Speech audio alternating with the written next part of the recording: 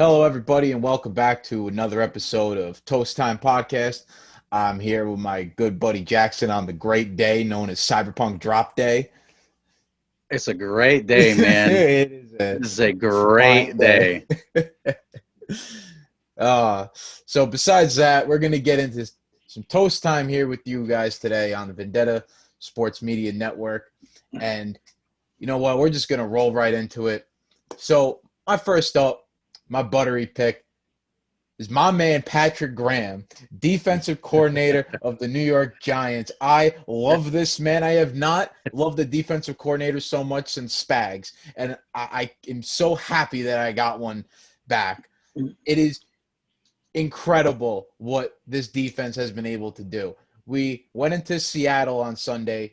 Nobody in the world gave the Giants a shot. FPI, the power index, whatever you want to call that crap ESPN uses, gave us a 13% chance. But you know what? You still have to go out there and you got to play the damn game. And the Giants played way harder than the Seahawks did. We held a top 3 offense in the NFL to 12 points. Russell Wilson had more turnovers and touchdowns in, I think it was only the second time all year that he did that. Mm-hmm. And which has been a big story no one's even talking about, is another top receiver in the league did virtually nothing against the Giants.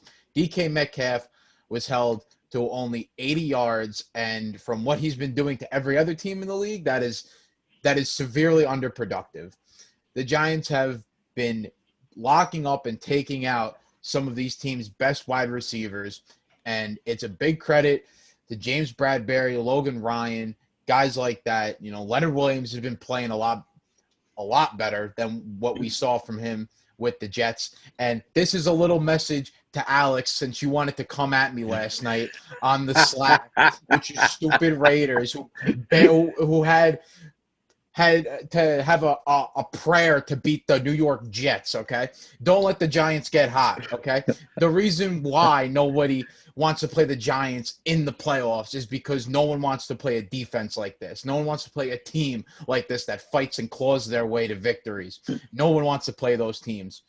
And the Giants are one of those teams. All I'm going to tell you is don't let the Giants get hot, because we know what happens when the Giants get hot historically. So don't let that happen. But Patrick Graham, he's my buttery toast this week. Love the man. Giants are playing great. 4 wins in a row atop the NFC East. And it's looking like we turned a bad season into a good one, and one we can feel good about, and we can even go into the playoffs. Also a great pick. Yeah.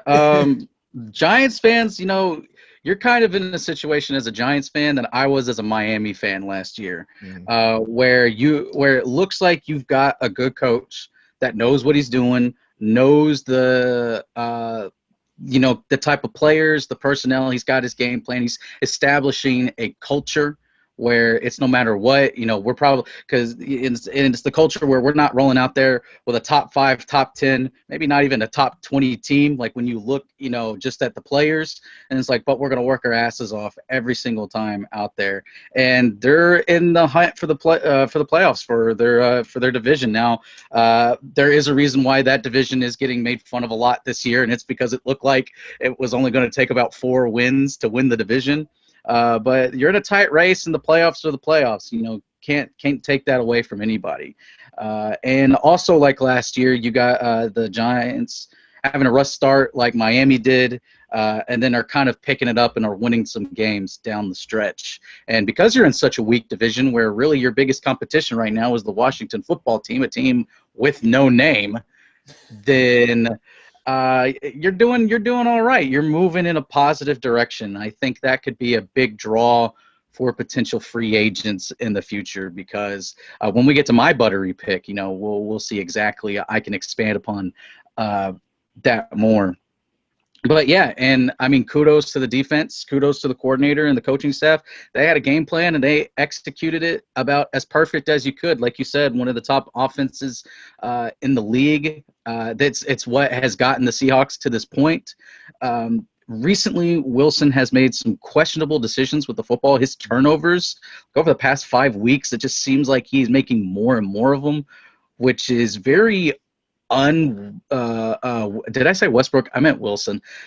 God, dude, I was doing this. I think this time you did say Wilson.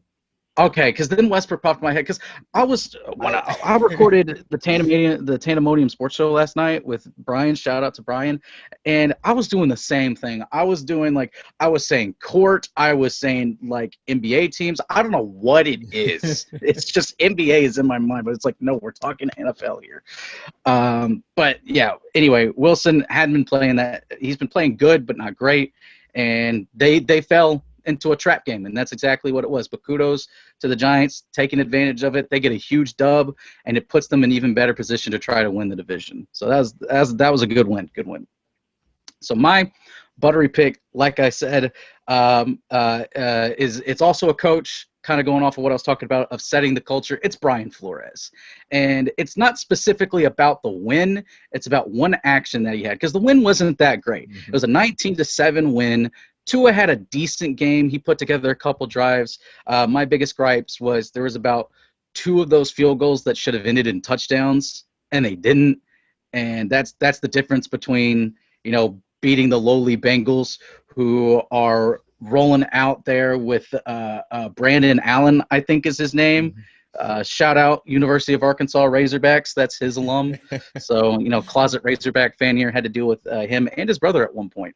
I think it was his brother. Anyway, Flores, after what some people I've seen defend it, but it was a dirty hit. Jakeem Grant getting under the punt. Ball is maybe 2 seconds away from landing. I couldn't see if he had called a fair catch. Before we started, watched the replay of it. But I forget who it was that hit him. But before the ball got there, Jakeem Grant standing there defenseless just gets hammered hard. And Flores is one of the first dudes out there fixing to throw hands with the entire Bengals bench, the entire team, the entire roster and their coaching staff. Flores is fixing to go after all of them. And already you can tell that the players love playing for Flores. But now it's like he has 100% got their trust. If there was any doubt, which I don't think there was a doubt in their minds that they are buying into the system because they're 8-4 right now. And I mean, come on, a Dolphins fan, 8-4. Hell yeah, dude. We're in the playoff hunt, baby. We got one of the wild card spots right now. So that's awesome. But kudos to Flores for sticking up for his guys and just being the good coach that he is. He seems like a genuine good guy. And for the free agents that are out there, talking about the culture that's being established with the Giants and then in Miami, those are places where if I'm a free agent and I'm a good player and I'm looking to make an impact and just kind of like to help boost my ego, like if I go to a place and we start winning, maybe get a chip, then it's like I did something, I was the cause of that. But even that, if you just want to play for a coach that is literally willing to have your back in a fight, when push comes to shove, he will do the pushing and the shoving with you literally, then kudos to Joe Judge. He showed his true colors, which was he's going to stick for his guys, he's going to defend you. You just go out there and play your game. And I think that takes a weight off of a lot of players' shoulders. And it will help the team down the line when it comes time to when there is a significant amount of room in their cap space and there's some big free agents on the market. Yeah, I absolutely loved what Brian Flores did on Sunday. Like I was hyped up just seeing him run out onto the field ready to throw hands with the Bengals, who are still a dirty team, even though Vontaze Burfict isn't there anymore. It's his ghost remains though. the ghost of Vontaze Burfict remains in Cincinnati. They have a picture of him hanging in the locker room and they hit it every time before they go out to the field. They can't play dirty today, boys. At least with the Saints when they play dirty, they got paid. These guys just do it for free. They just do it for free. I don't even know what they're doing it for. Fun, maybe? I don't know. But I was seeing coaches come to defensive players like that is what I love. And I tell you what, if you just want to take Joe Judge and Brian Flores, then Bill Belichick's coaching tree is looking real, real good right now. Just forget about Matt Patricia. Yeah. He's like the outcast. Don't he Yeah, doesn't exist. yeah, and I can't remember who said it in the Slack, but I would love to see a fight between Flores and Vrabel. Like, I think that would be an amazing fight because Vrabel is. I would not want to mess with him. I would not want to get on his wrong side, which No, at all. technically he's from the Belichick tree too. I mean, he played for him, so I Yeah, guess that yeah. counts. I would say that So, counts. so yeah. So it looks like there's 3 people that could break the Belichick curse.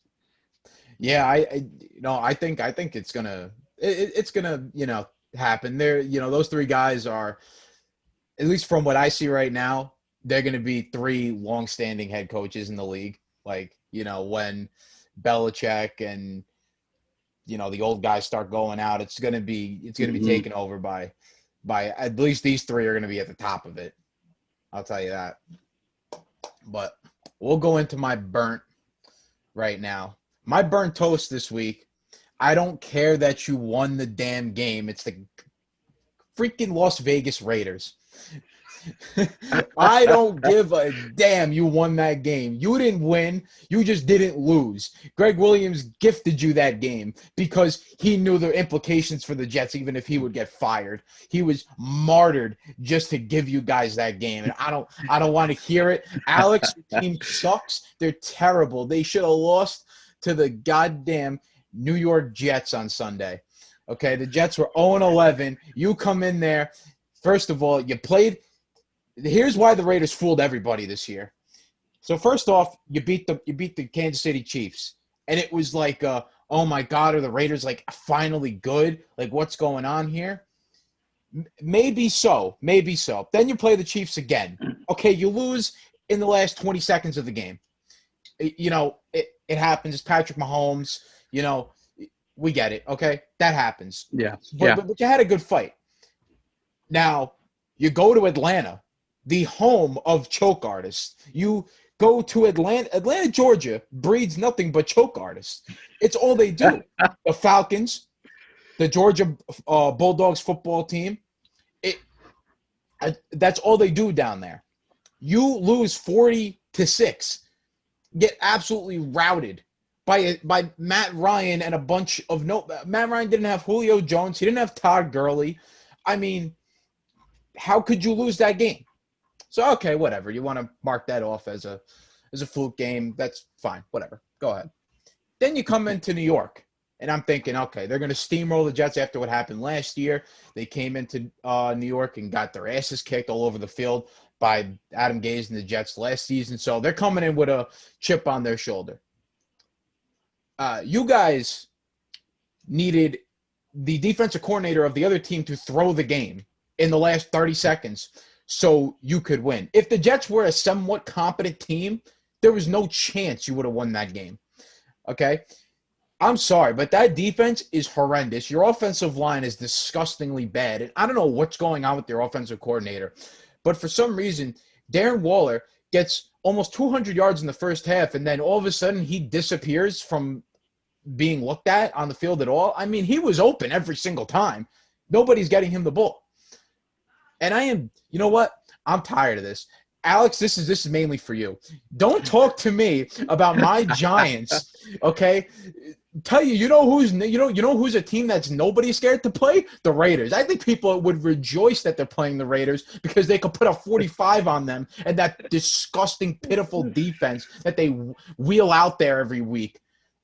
So I don't want to hear nothing about these Raiders. I don't want to hear nothing at all. They are terrible. They shouldn't even be the record that they are. Okay, it's just they're just not good. They are just not good. They're not built right now to do anything. I had love for the Raiders until they start losing me money. When you start losing me money, you get on my shit list. Just ask the Chicago Bears, and the Raiders are definitely one of those teams. So to the Raiders fans, I don't want to hear anything about anything because you guys almost lost to the Jets. That was their closest game all year long. So I don't want to hear nothing. You take this away, Jackson, before I keep. I don't even think Williams, the coordinator. I don't even think he was a martyr. I don't think he martyred himself. I think he was sacrificed by the organization. I don't think that the conspiracist in me thinks that was not his call to run that blitz and to put their corner on an island with one of the fastest receivers in the league in Ruggs, or just a really fast, really good receiver with Ruggs. But yeah, I mean, and they almost had to be gifted it there, because I like Carr, but he made some questionable throws there at some point. He did like a weird, like, little skippy jump pass, Yeah. like that just went sailing, and you could even hear the announcers talking about it. They're like, why did he throw it there? Because why did he try to throw it over the top when literally he has the entire like right side of the end zone open? He's like, all you have to do is just throw it into open space over there and let your receiver go get it, and they probably would have had a touchdown, and they wouldn't have had to rely on their defense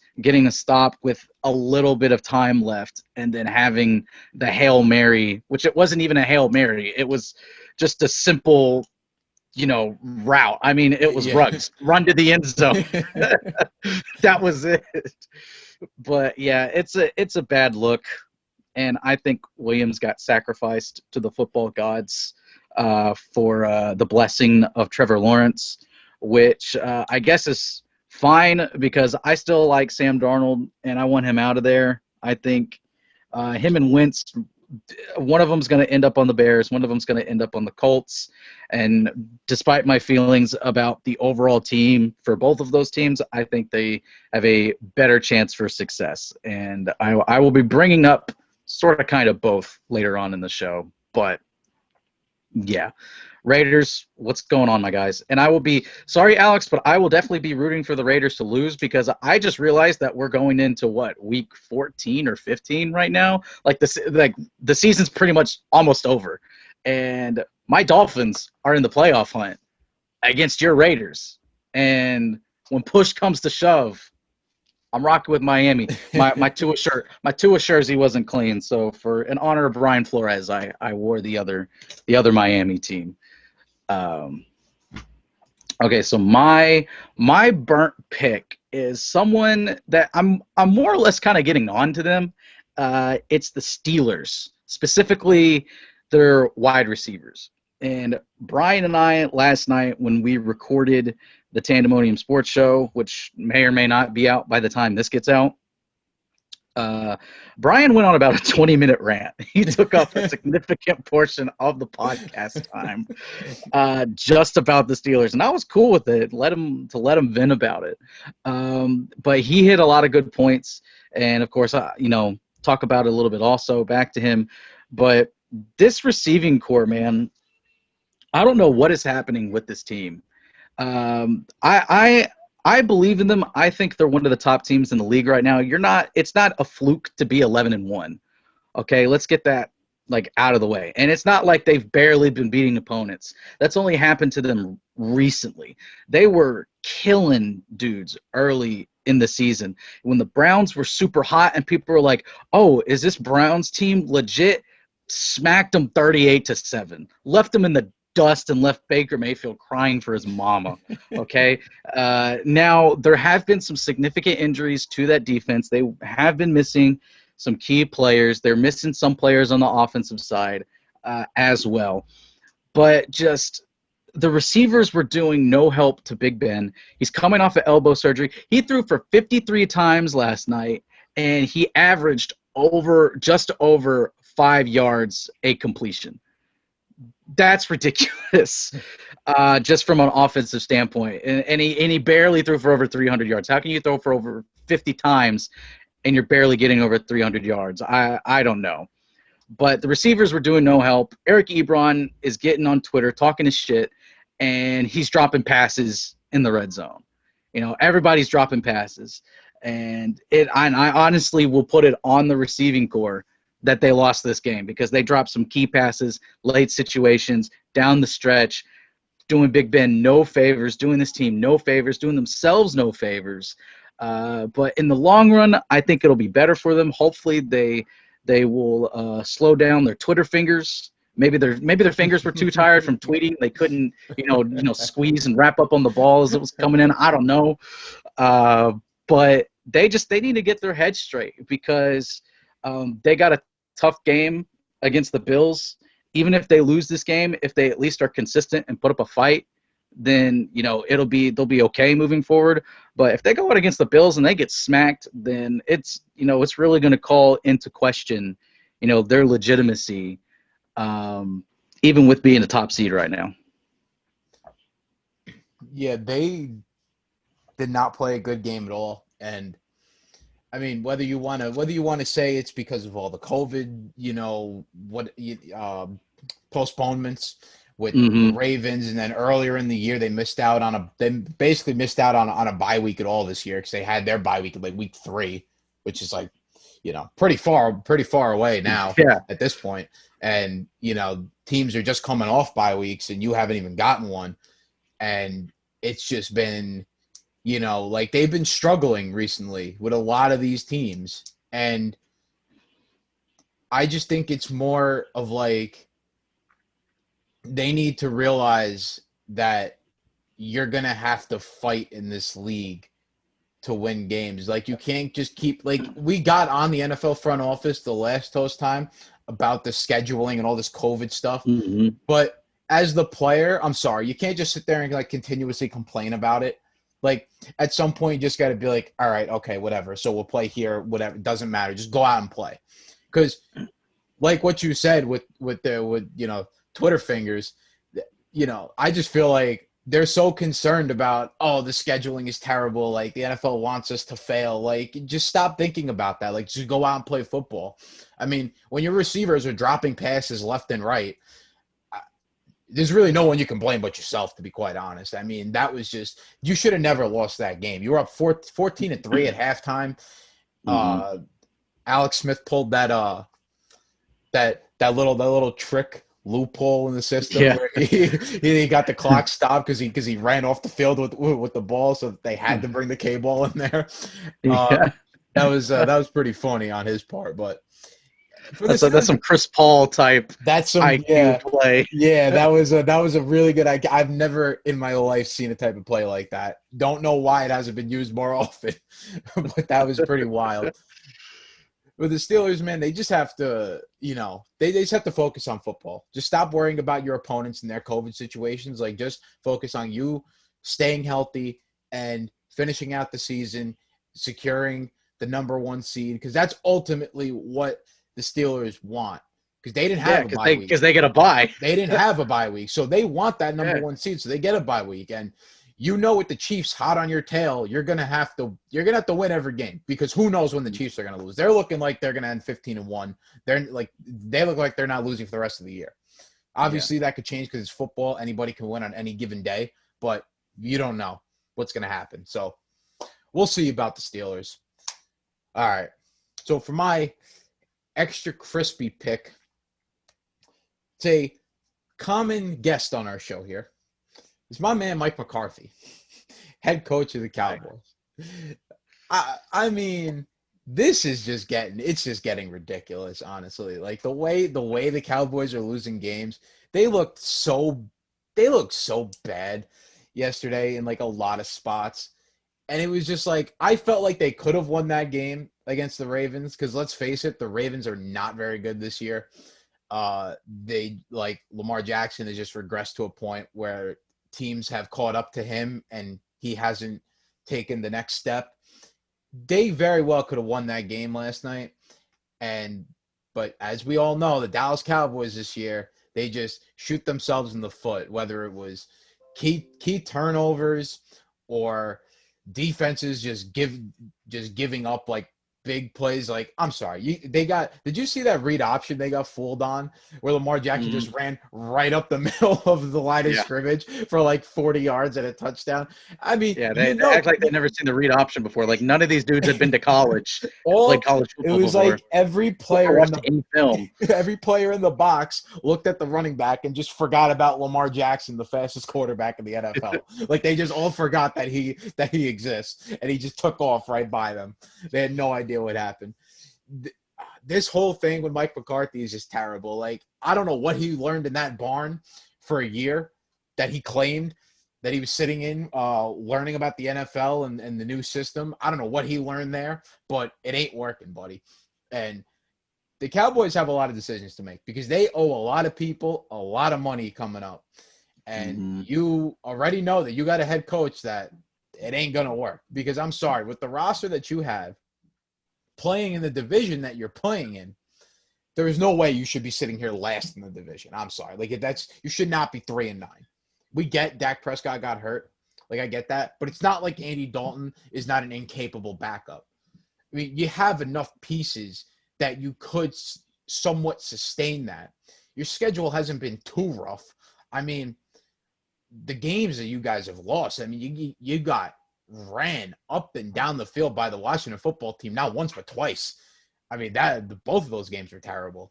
So I don't know what's going on with Mike McCarthy. I don't know what's going on with Dallas Cowboys, but Jerry Jones got a lot of decisions to make because right now he's got a coach that just does not get it. And as we can see from on the field, the team is just not rallying around him at all.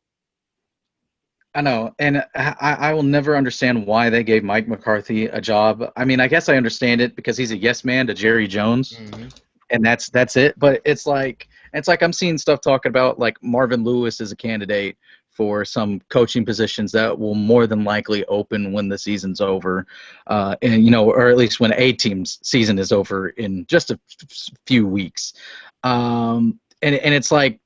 People are like, he's a legit NFL coach. And it's like when you look at his overall record, it's nothing special. He's barely above 500. And they're like, he got to the playoffs 7 times. And it's like, yeah, so what? He's an old style coach that can only get you so far. He's not revolutionary. And you don't have to necessarily be revolutionary to be good. That's not what I'm saying. But he's not a coach that's taking you to the next step. And Mike McCarthy was never that either. Even if he is a yes man, how do you hire the guy that wasted the prime of Aaron Rodgers? Aaron Rodgers could have been he already is one of the greatest quarterbacks ever, and he's more than likely a first ballot Hall of Famer, but he's only got the one Super Bowl, though. Now, he's got a good chance to get another one. They're looking like they're the team coming out of the NFC. I fully support that, but it's bad. It is getting bad. And looking at those some of the Cowboys players on the sidelines, it almost makes you feel sorry for them. Almost, yeah. Almost. Trust me, I got no love lost for the Cowboys. Yeah, I know you don't. But I'm just saying because no fun losing, but sucks to suck, I guess. Yeah, basically. All right, so mine is also a coach. My extra crispy, also a coach, also a frequent on the show. It is Anthony Lynn, head coach of the Los Angeles Chargers. Got absolutely crushed by the Patriots. It was 45-0, and I mean, I literally just have no words. Like, honest to God, have no words. Turnovers were about even.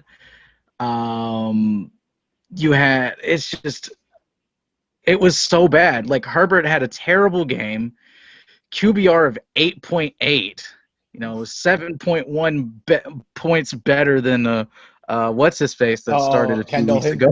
Yeah, the receiver for the Broncos. he is now who we compare all bad quarterback performances to. But I mean, you were getting beat so bad. We had a Stidham sighting, and he even threw a touchdown. And it's pretty funny because in just 2 throws, he had almost as many yards as Cam did, and Cam had 12 completions on 19 attempts. So maybe Stidham is the guy moving forward for the Patriots, but that's another talk for another day. But and for someone that is supposed to be a running back coach, well, he is a running back coach. There's no ifs about it. He's not even a head coach. He's a running back coach that is just called a head coach. Running game was not great. it was even between Eckler and Kalen Ballage, but equal doesn't always mean great, and they both were not great that day. But you only ran it 15 times. I mean, their averages weren't bad, 4.5 and 4.9 for Eckler and Ballage, respectively. So, but you only ran the ball 15 times. You let your rookie quarterback throw over 50 times, and he got just over 200 yards. And again, the QBR of 8.8. I don't know how much longer they're going to hang on to him. I think it's going to be like an Adam Gase situation where they're holding on to him because the organization knows that they can't win with him. And so they are trying to lose at this point to try to get another top pick, which is sad because on paper, this defense is really good. I know they had a lot of injuries to begin with, and Herbert has at some points, at a lot of points this season, played fairly well. But Lynn's got to go, dude.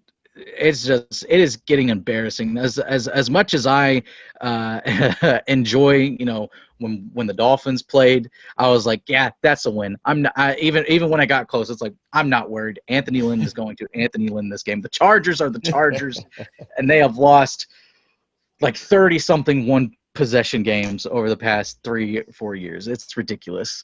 But Lynn's got to go. I don't see how you could justify bringing him back for another year. Yeah, the Chargers are not even starting to. I think there's a serious conversation as to who's been the bigger choke artist over the past, like 3-4 years, the Falcons or the Chargers. Now, we're going to leave the Super Bowl out of it because that just takes away the whole cake. Take everything, take all the other games into account.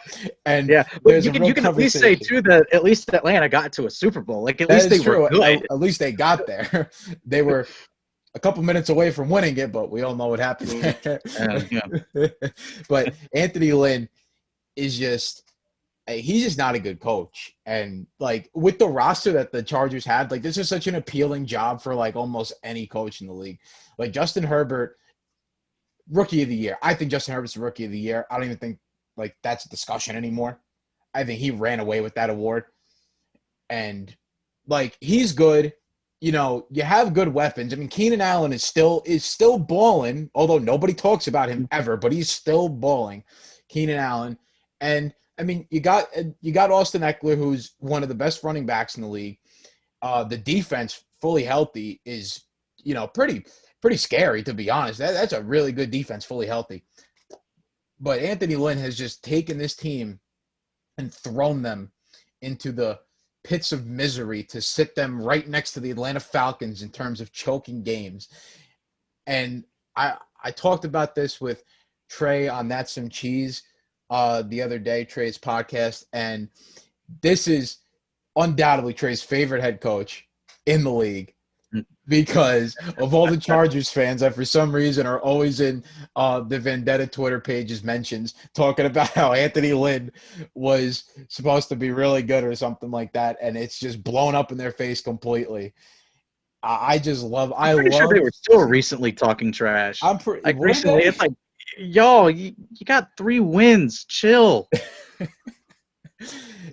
Oh, man, it's just this should just go to show you never advance a running back coach just straight to head coach. They got to be a coordinator of something at least. Like, I don't know, even be the water coordinator. I don't know, something. You just can't be just a straight running back coach and just next thing you know, you're head coach. To the offensive coordinator. Assistant to the offensive coordinator. Man, because that's just like Joe Judge, kind of. It's like because people really didn't believe in him because he was special teams coordinator. But that's the thing, coordinator is a lot different than just being a safeties coach or a wide receivers coach. Like that's why these guys have the success that they do. Like even Harbaugh in Baltimore, he was a special teams coordinator before he took that job, and he's probably one of the best head coaches in the league. And some dudes, they're just built for it. They're just built different. Yeah, they got what it has to be a coach, to be a head coach. Nah, some people don't. Some people work their way all the way up, and they finally get to head coaching position, and they're terrible at it. But then you got dudes that they coach special teams, which is important. Yeah. Obviously, because that's how the Dolphins have won quite a few games this year and have put themselves in position because it's a chess match. Football is a chess match. But yeah, no. Yeah, and Anthony Lynn, like he's a good guy, but I'm sorry, man. Just please, just someone fire him. Let him be a running back coach somewhere, and just stay your days out of the spotlight. Because I mean, also Anthony Lynn's got like the personality of a piece of soggy wet toast, which which goes into our next segment. Great transition. Soggy toast. My soggy toast is some guy who, let alone hasn't done nothing this year, whether you want to say because of injury or not. I say even if he wasn't injured, he still wouldn't have done nothing. Who I am tired of hearing of is freaking OBJ. Enough. Like, stop talking about the Giants. We are over it. We don't care anymore. You clearly are not over it. You wanted to leave. You got on a team with a good roster, and just because you haven't made the playoffs yet, and they will make the playoffs this year without you because you got hurt, no fault to you, but you got hurt. Do not go and sit there and now you go on some random podcast and you're still talking about the Giants. It's been so long already. Like, it's been long enough. You've been with the Browns for long enough. We don't need to keep hearing you, OBJ. We don't. I'm sorry. Like, maybe things would have been different if we had Joe Judge at that time, and maybe you would have gotten straightened out and you would have grown faster. But you know what? That didn't happen, okay? You had Pat Shurmur and Ben McAdoo. Just take what you got given to you, okay? You got out of New York. You're in Cleveland. You're at least with a team that has promise of winning. I mean, the Giants just started winning, and who's the first person I hear is freaking Odell Beckham Jr. I don't want to hear you after the Giants just won 4 games in a row. Okay, this is like our first 4-game win streak in like 3 years. Okay, I do not want to hear from the first person. I don't want to hear from is you. Okay, I don't want to hear about you, your freaking kicking net saga, your wife, the kicking net. I don't want to hear about it. I don't want to hear you taking a piss on the goalpost. I'm tired. I'm so tired of it. I'm tired of the antics. I'm tired of your mouth. Just go. What happened to going out there and playing football? Like, I don't understand. Whatever happened to just playing football? Let the football do the talking. I miss the days of guys that used to do that, and like, I don't know, man. It's these diva wide receivers. I just can't stand. Yeah. You see, for specifically in Odell's case, it was the catch. That's when it became more about him than it did. And it's kind of sad because I don't think he'll be anything else than that catch, which is sad because he's a great wide receiver. You can't deny that fact. You know, Antonio Brown's freaking nuts, but you can't deny that the years, even when he was, falling off a cliff, but he was still in Pittsburgh. He was still he was still the best wide receiver in the league and was on pace to be the best wide receiver of all time. We would have been saying Jerry Rice who? No, I want to be like the Antonio Brown guy. But now, who knows how he's going to be remembered, 10, 15 years from now. There's people now that don't even know about Chad Johnson or Ocho Cinco or Terrell Owens. There's people that don't even know who they are. And they were some of the top receivers of their time.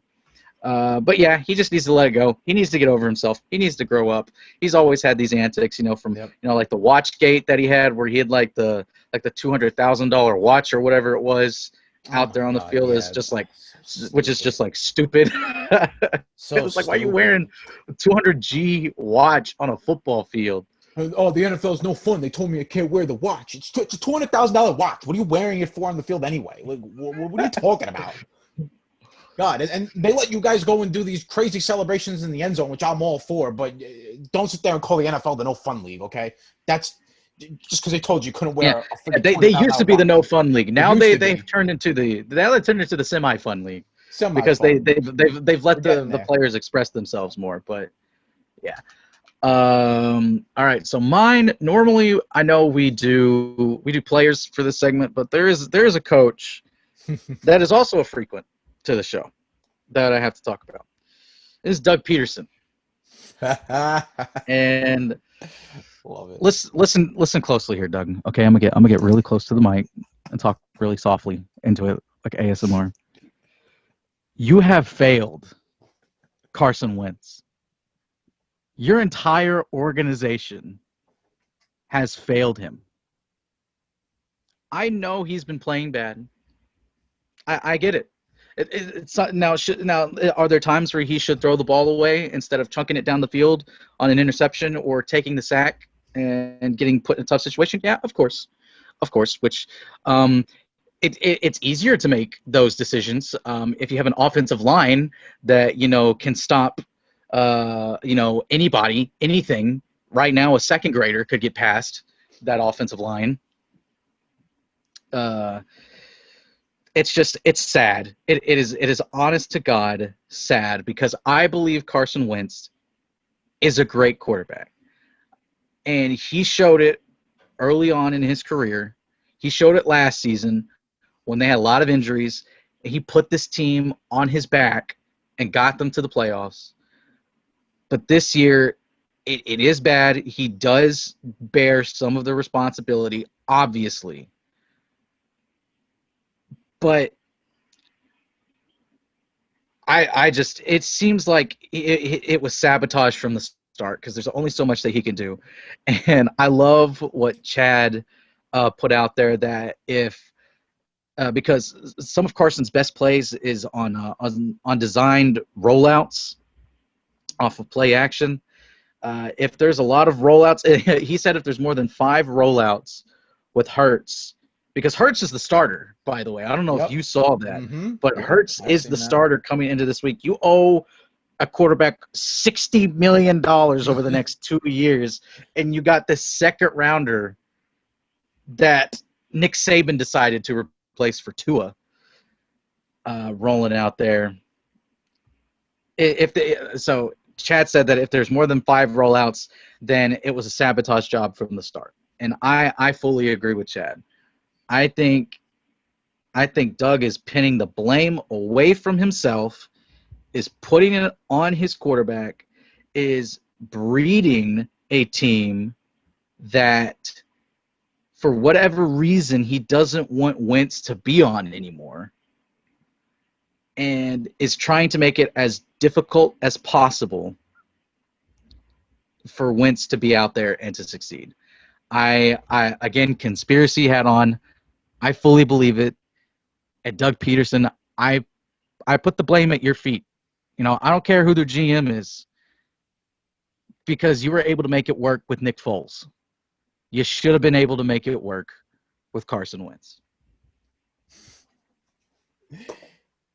Yeah, Doug Peterson has just absolutely failed Carson Wentz and this team. Like you said, some of the blame does fall to Carson Wentz. Like, he's made a lot of questionable decisions this year with the ball, but at the same time, I just personally feel like he's trying to do too much, because he knows that the talent around him is so inept that he's got to try to be Joe Montana in a world where, like, he's got fourth and fifth string wide receivers around him. He's throwing to dudes that work at Denny's on the weekdays. Like, it's just it's ridiculous. And you know what? You know what else really bothers me? It bothers me. Like, I was gonna get into this later, but you know what? I'll just do it right now since we're on the topic. It bothers me that they really think that Jalen Hurts is gonna be a starting quarterback. I am sorry. I'm an Alabama fan. I watched Jalen Hurts for a good 2 years when he was Alabama's starting quarterback. Even from being in a Nick Saban offense, which normally the quarterback looks good, the receivers look good. Jalen Hurts he's terrible. He was terrible. I knew he was terrible even back then. Not only did it take one game for Tua to take his job, it took one half of a game for Tua to take his job. Okay, Jalen Hurts is not good. He went to Oklahoma because he knew, if I go to Oklahoma, Lincoln Riley is going to fool the NFL scouts into making them believe that I'm actually capable of being an NFL quarterback, when he's not. He's not capable of being an NFL quarterback. He does not have the throwing ability. He's not even fast. He's not fast enough. I don't think Jalen Hurts is good at all. I don't think he's good enough to start over Daniel Jones, let alone Carson Wentz, okay? This is just a terrible, terrible thing to do to Carson Wentz. Now, if you want to say we're just giving up on the season and we don't want Carson Wentz to get hurt, fine, whatever. But you know what? I'm sorry, but you got to go and just say that, because you doing this it looks so bad, and you owe Carson Wentz so much money that I don't know if you guys want him there or not, because if you don't, let the Giants know right now, because we will gladly take Carson Wentz as our starting quarterback. Like, gladly. I will give you whatever you want. Be my guest. That would, if the Giants had Carson Wentz, they would be unstoppable. So, please, Eagles, if that's what you want to do, be my guest. But I fully agree. Doug Peterson is just throwing this team into the dark abyss, and he better be careful, because it's not easy to bring them out of it. So, off that note, we'll roll into my toast of the week. And this story, the conspiracy theorists like you, me, I love it. My man Greg Williams, he's the toast of the week, not because what he did was bad, but just because that he is a man who gets it. He gets it that tanking for Trevor is all that the Jets need to do.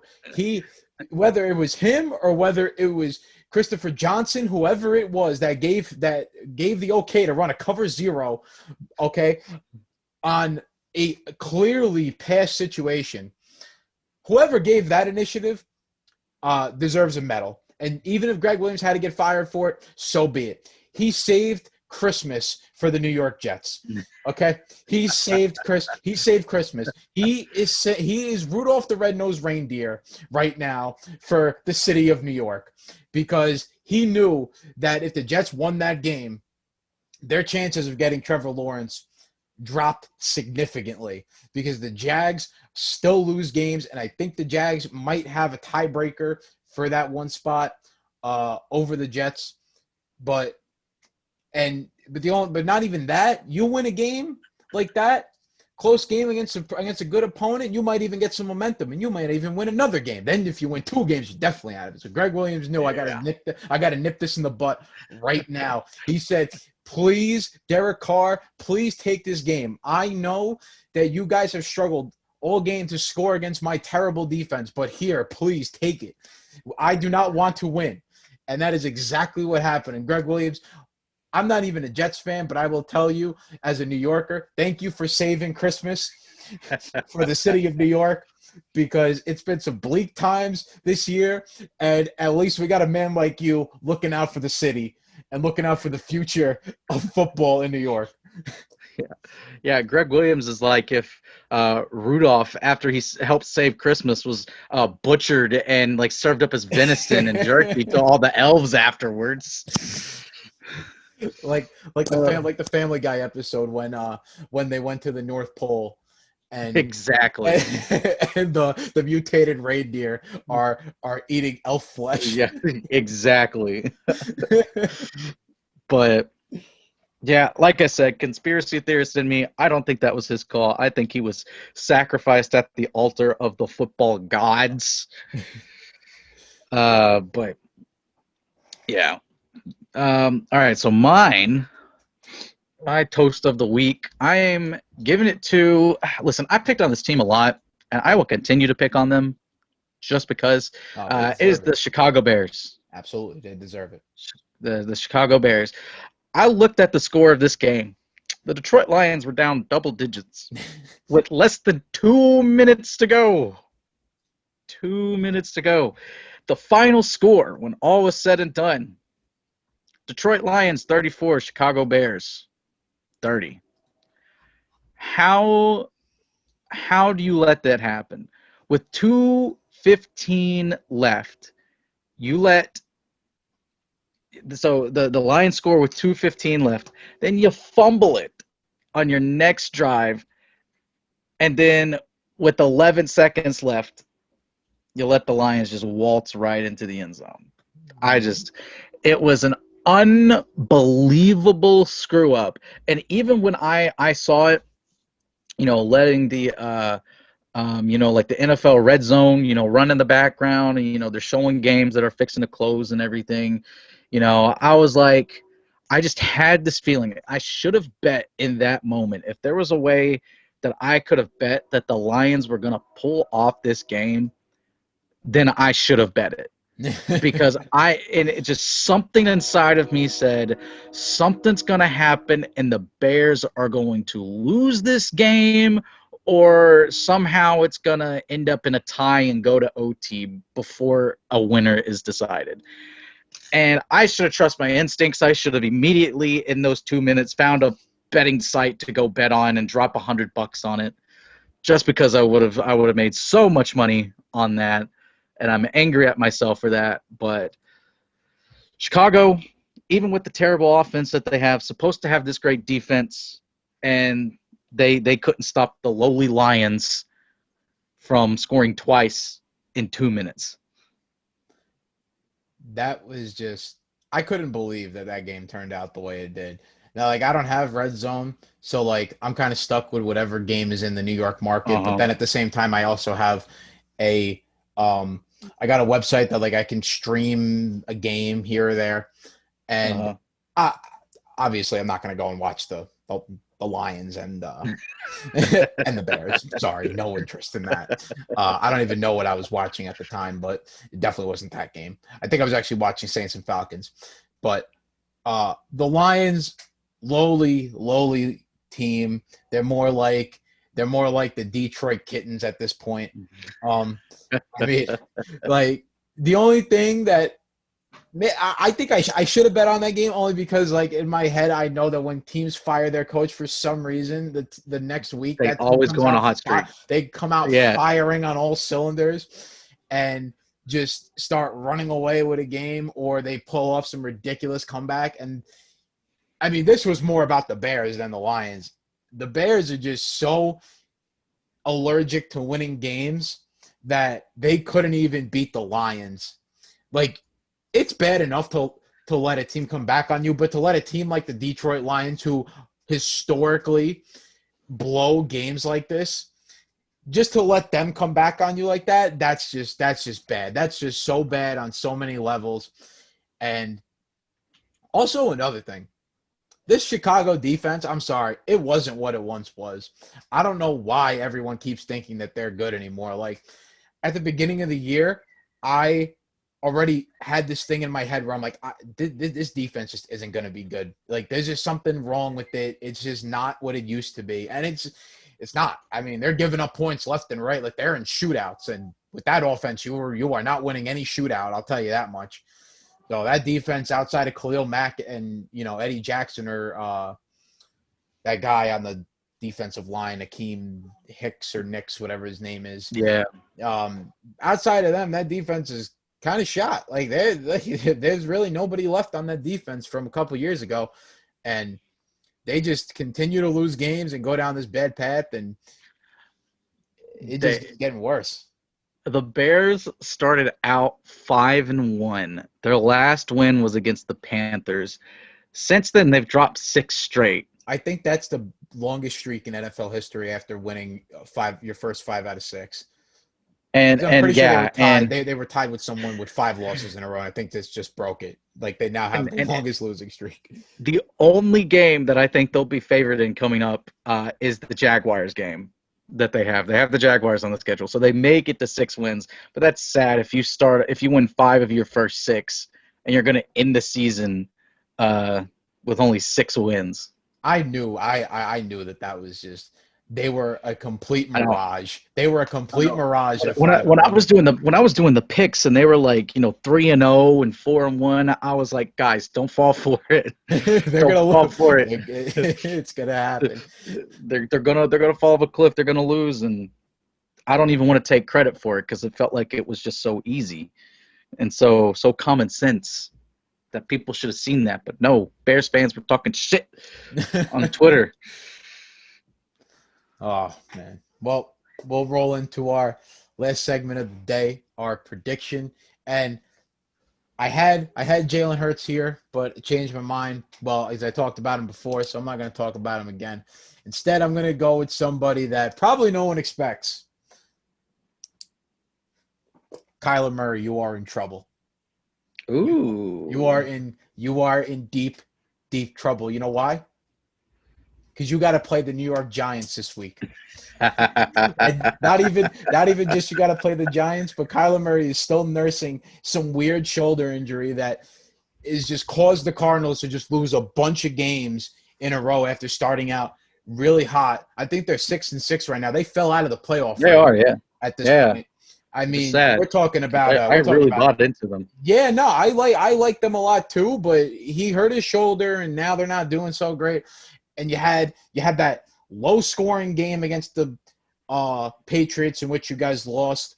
Then now, I mean, you're going up against the Giants and another good defense. Like the Patriots have a good defense, but I think the Giants defense is better than the Patriots defense.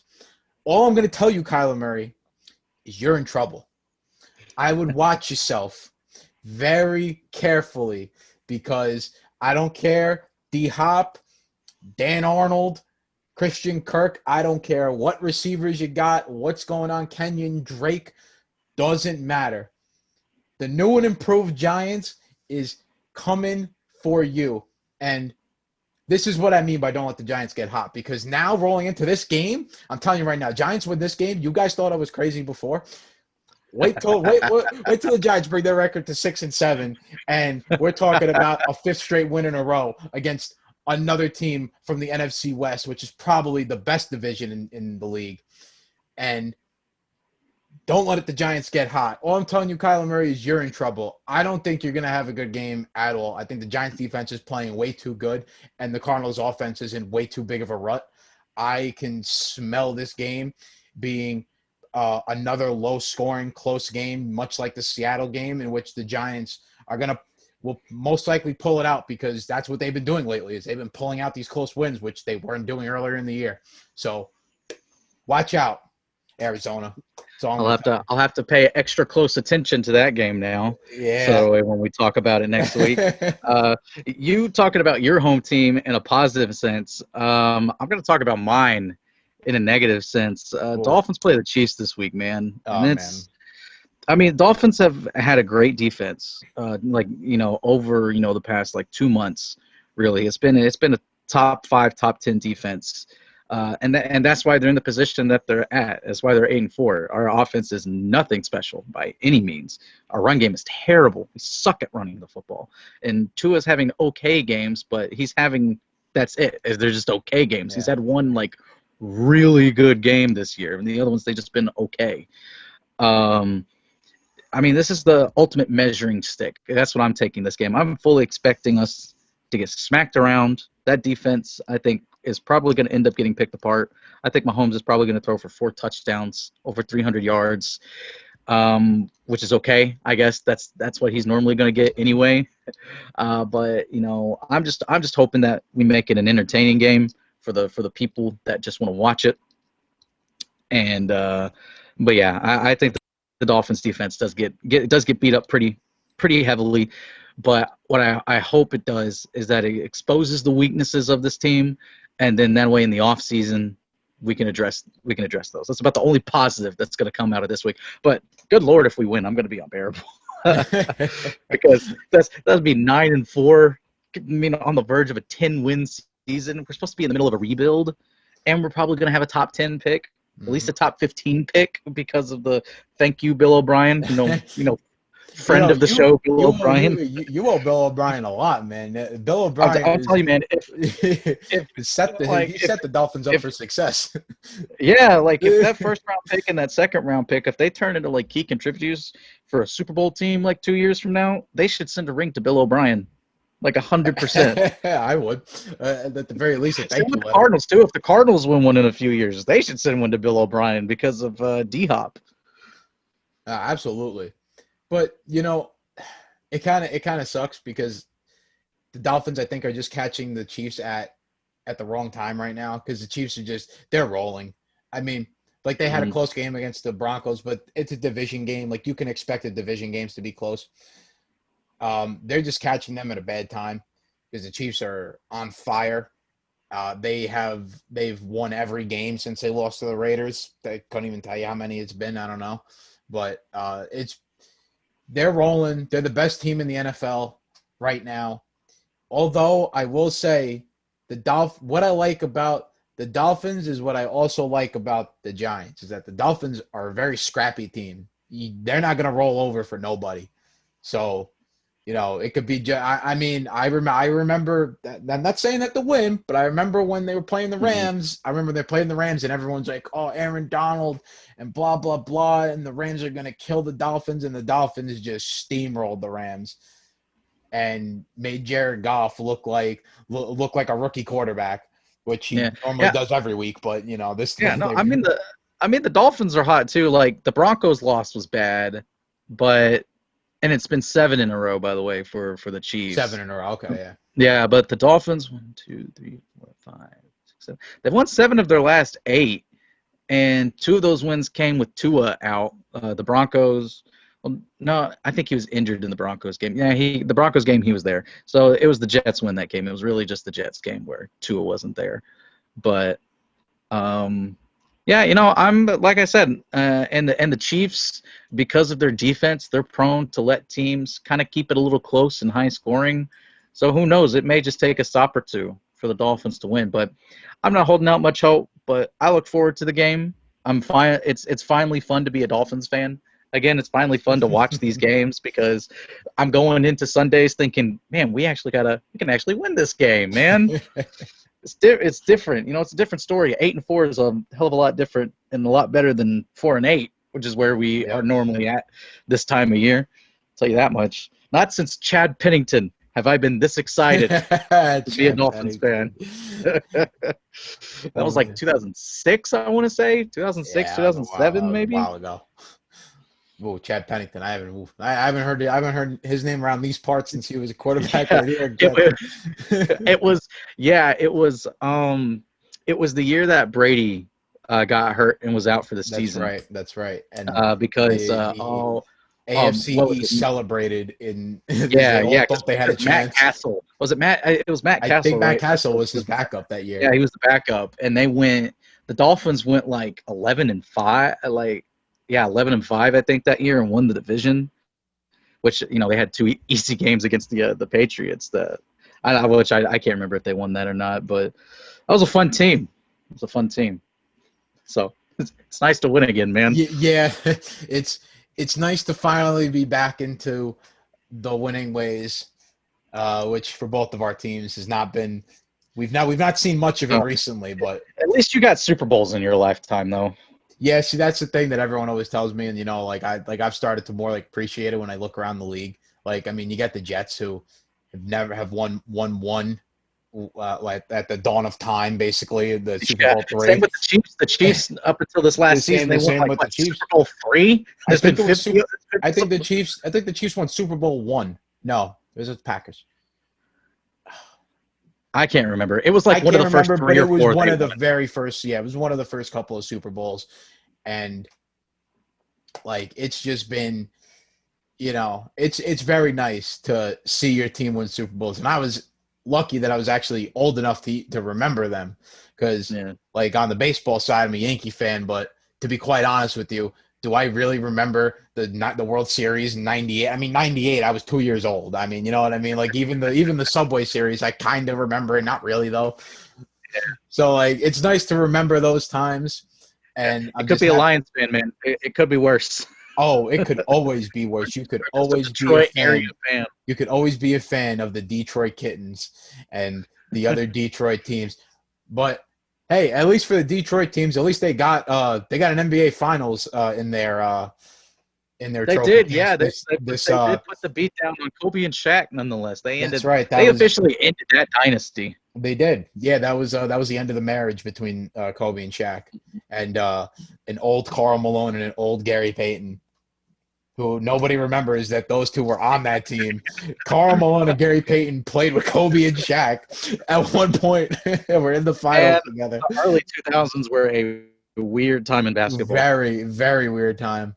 But all right, guys, that wraps it up for the show today. Remember to like and subscribe to the YouTube channel, and you can also go on our Patreon site. If you like us, you can donate some scuttles to us, and help us help us build, and we can keep giving you guys more content that you like.